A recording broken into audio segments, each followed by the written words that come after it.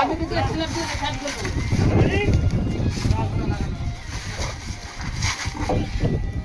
চাই বদি